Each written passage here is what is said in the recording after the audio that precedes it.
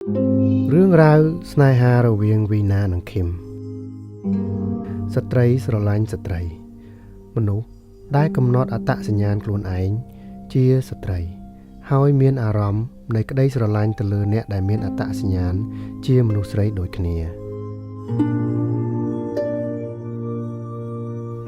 ទំនាក់ទំនងស្នេហារវាងវីណានិងឃីម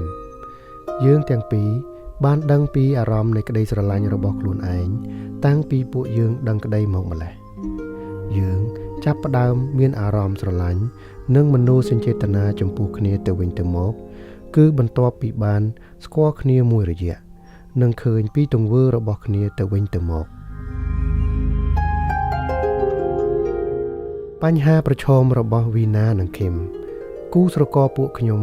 ខុសពីគូស្រករអ្នកស្រឡាញ់ភេទផ្ទុយគ្នាពួកគេមានសង្គមនិងមានច្បាប់ទទួលស្គាល់ប៉ុន្តែពួកខ្ញុំបានជួបបញ្ហាប្រឈមជាច្រើននៅពេលចាប់ផ្ដើមចេញមុខជាចំហ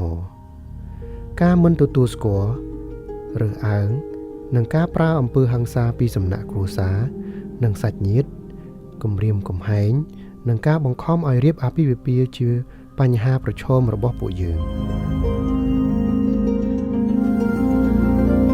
ការជំនះនៅបញ្ហាប្រឈមរបស់អ្នកទាំងពីរយើងជំនះនៅបញ្ហាប្រឈមទាំងនេះដំបូងពួកខ្ញុំបានជជែកជាមួយមនុស្សដែលមានភាពស្និទ្ធស្នាលនិងស្វែងរកការគាំទ្រពីខាងក្រៅបន្ទាប់មកខិតខំធ្វើការដើម្បីឲ្យមានជីវភាពសមរម្យនិងព្យាយាមពន្យល់ពីអារម្មណ៍នៃក្តីស្រឡាញ់របស់ខ្លួនទៅកាន់គ្រួសារនិងសាច់ញាតិទាំងសងខាងការស្នើសុំរបស់វីណានិងឃីម